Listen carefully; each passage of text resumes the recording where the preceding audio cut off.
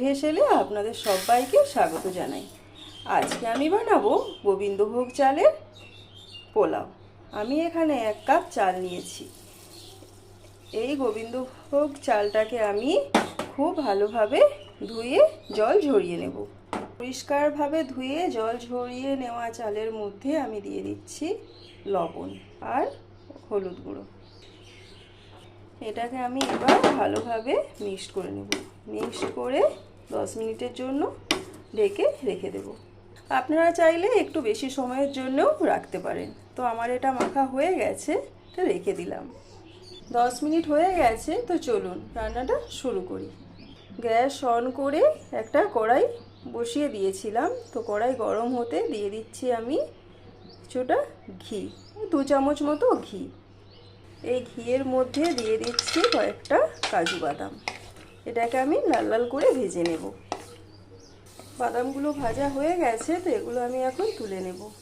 আর আমি এই ঘিয়ের মধ্যেই দিয়ে দিলাম কয়েকটা কিশমিশ। এটাকেও ভেজে আমি তুলে নেব। দেখুন এগুলো ভাজা হয়ে গেছে, এবার আমি তুলে নেব। কিশমিশ আমি একটা বাটিতে ভেজে তুলে রেখে দিলাম।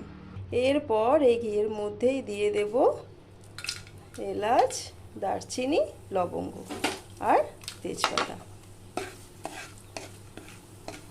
এগুলো কিছুক্ষণ নাড়াচাড়া করার পর আমি দিয়ে দিচ্ছি আগের থেকে মেখে রাখা চাল। এটাকে আমি খুব সুন্দর করে ভেজে নেব। তো দেখুন এটা আমার ভাজা হয়ে গেছে। এটা যত ভালো করে নাড়িয়ে চেড়ে ভাজবেন পোলাওটা তত ভালো হবে। এরপর আমি এতে দিয়ে দেব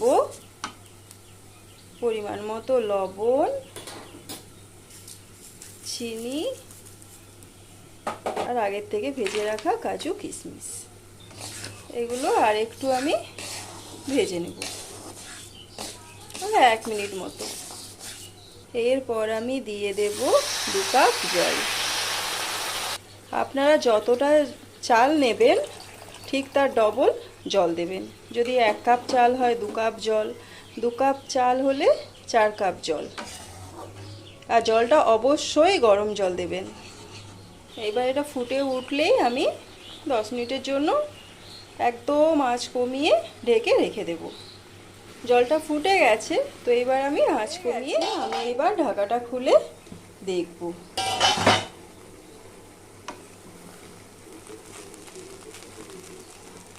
তো দেখুন এটা কেমন হয়েছে। একদম ঝরঝরে, দেখুন খুব সুন্দর হয়েছে। এবার আমি এটা একটা পাত্রে নামিয়ে নেব। কড়াই থেকে নামানোর আগে আমি দিয়ে দিচ্ছি ঘি 1 চামচ। এটা আমি কড়াই থেকে একটা পাত্রের মধ্যে নামিয়ে নিলাম। তো দেখুন বন্ধুরা, গোবিন্দভোগ চালের পোলাও কিন্তু পরিবেশনের জন্য একেবারে তৈরি।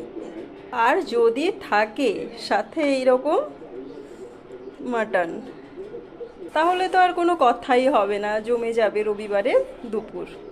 তো বন্ধুরা, আমার এই পোলাও রেসিপিটা আপনাদের কেমন লাগলো অবশ্যই কমেন্ট করে জানাবেন। আর যদি ভালো লেগে থাকে তাহলে লাইক দেবেন, শেয়ার করবেন আর আমার চ্যানেলটিকে সাবস্ক্রাইব করে আমার পাশে থাকবেন। চলুন বন্ধুরা, টাটা। সবাই সুস্থ থাকুন, ভালো থাকুন।